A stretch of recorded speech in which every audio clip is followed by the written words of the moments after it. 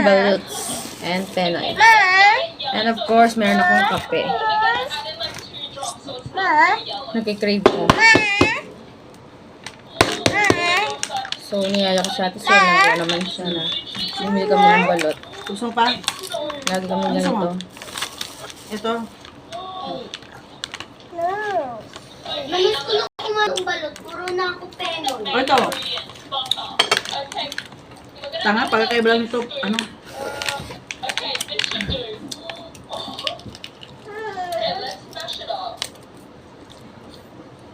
Init pa. O, bigay mo kay mama. Ano kumain? Ay!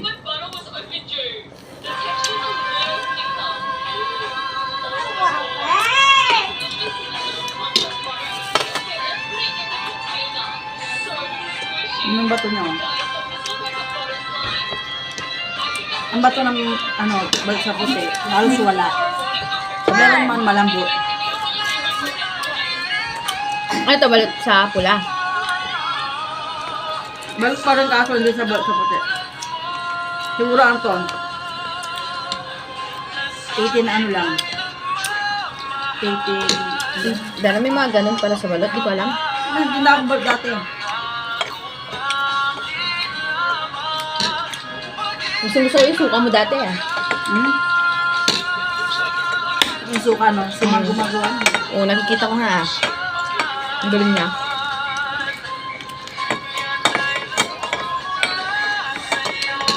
Hoy! Kaya favorite yung balot dahil kayo ma.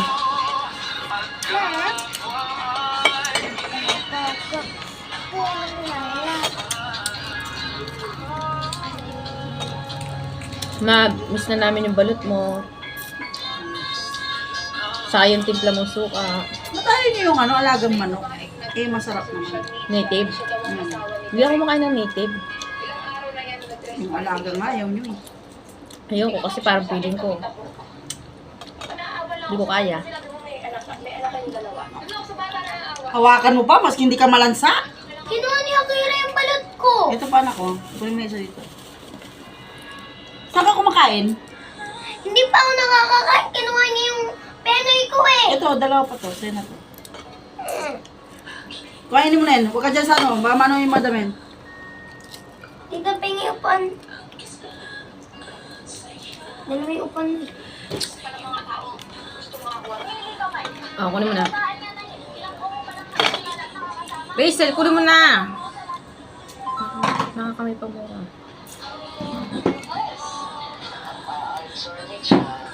Alam ko anak, ayaw mo. Umawa ko ah.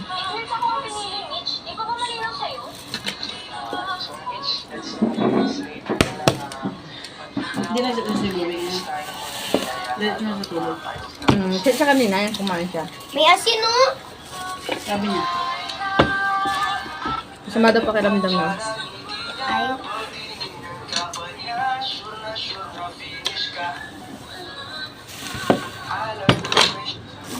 Malamig to na.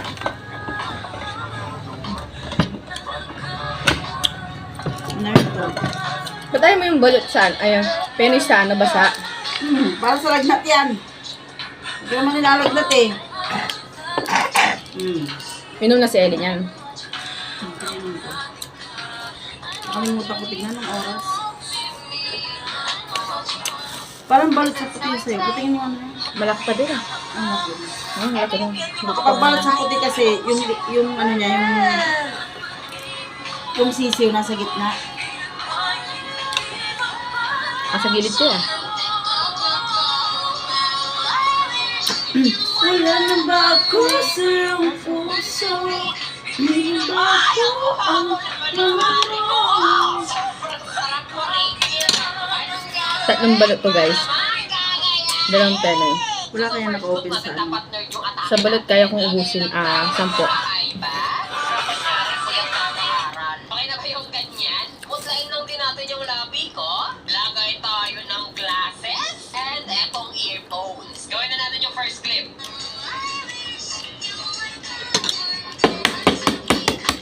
And finally, mag-aayos na tayo. Since pandalaka naman yung gagawin natin. Ako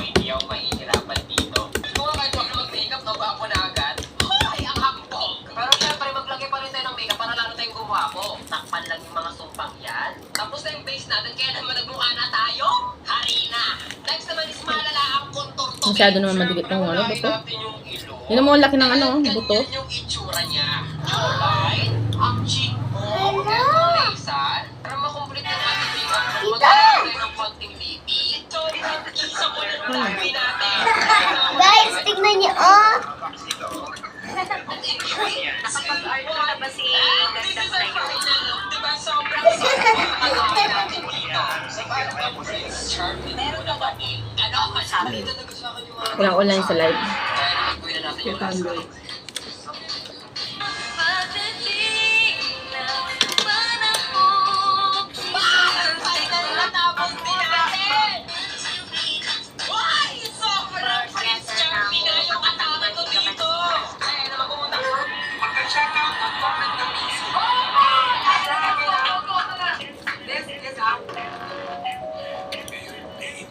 Gusto kong kainin yung buto.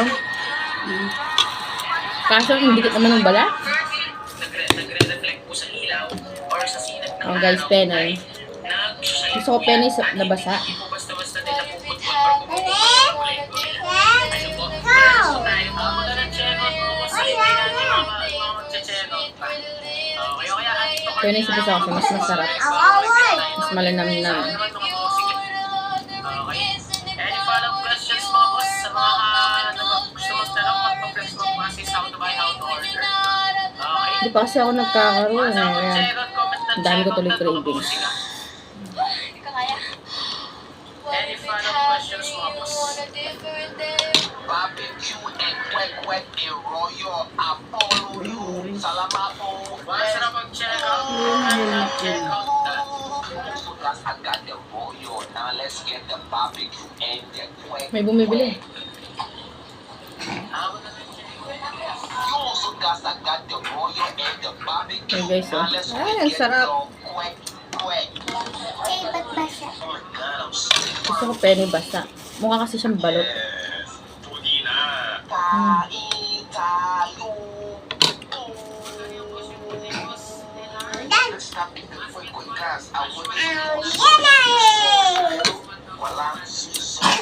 Dati nasa Manila ako.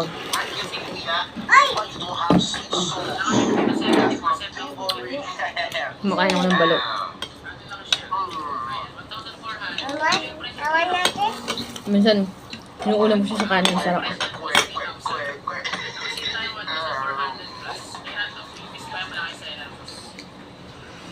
Grabe ka. Bakit? Bakit? Ito, buksan mo lahat para kasi hindi ko napatitirin yung mga daga. Sama ng mga plasma. Parang literal mo eh. Nagre-relax eh. Ito ko nakapiwang nito. Aburidi. Sino aburido ah? Mama? Ha? Alam na pala natin, Mayang. Nagpigyan mo tubig yung kapatid mo. Hindi malamig. Alam na natin, Mayang. Hindi pa yun.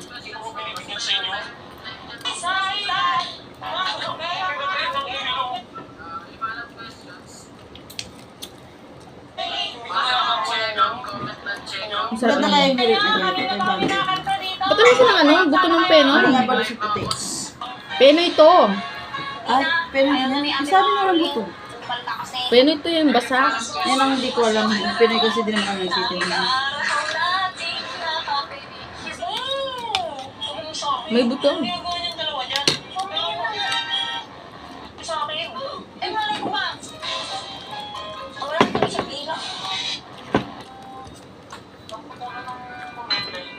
Lagi pa mo ng buto niya. Bakit? Hindi ka pa binibigyan sa inyo?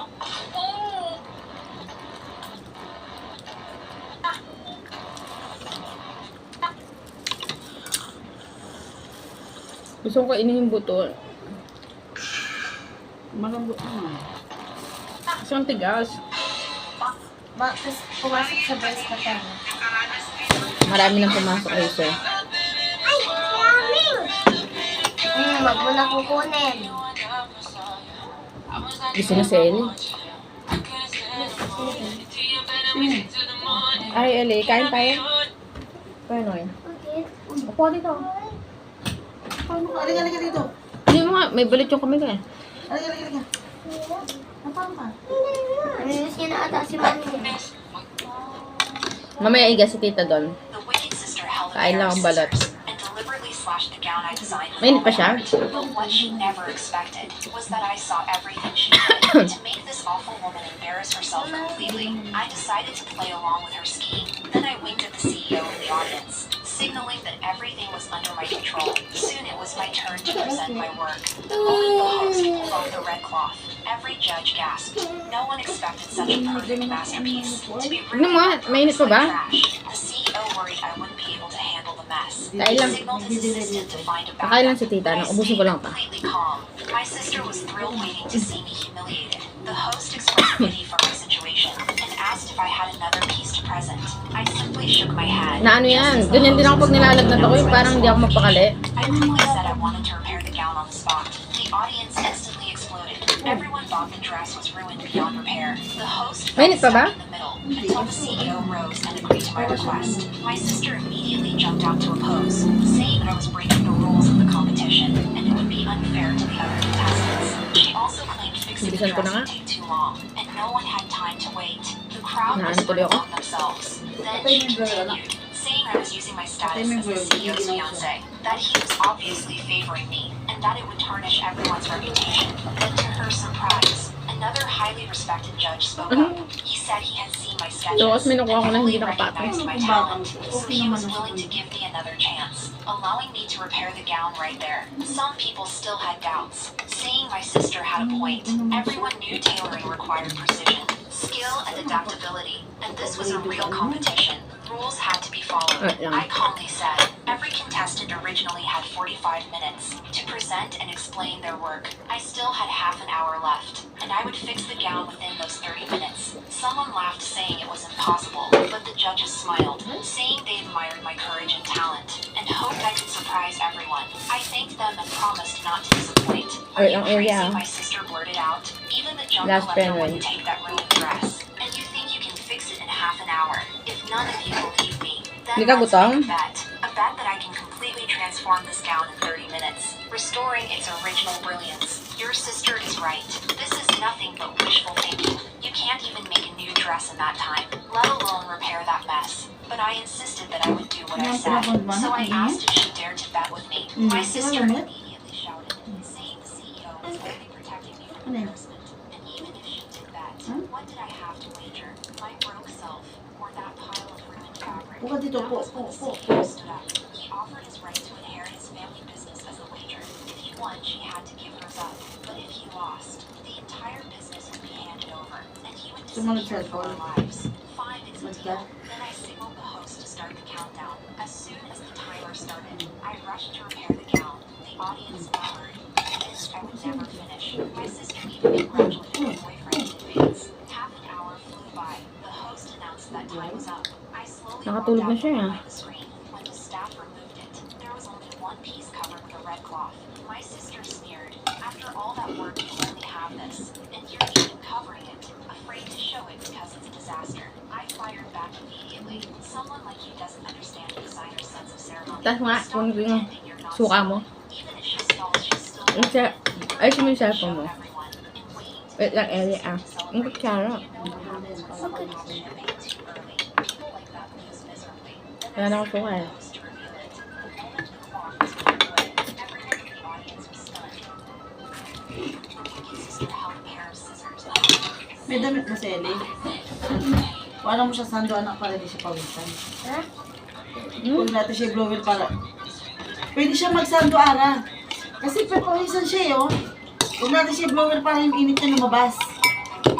Mawala yung lagnat niya. Sel, pakasando na ito.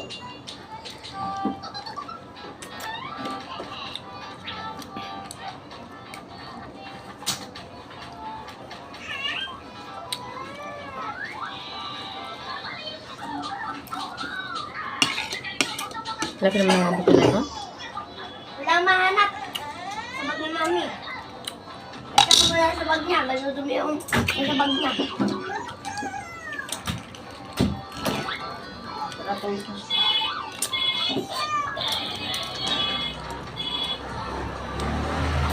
Yan na lang yung dress niya. Kira yan. Ang laki ng buto. Hindi yan, yun o. Yun ang galang. Pero mo muna ito, ma'am. Parang mag-press ko yung katawan niya. Gusto ko lang kumain kasi nung naligo si Ellie.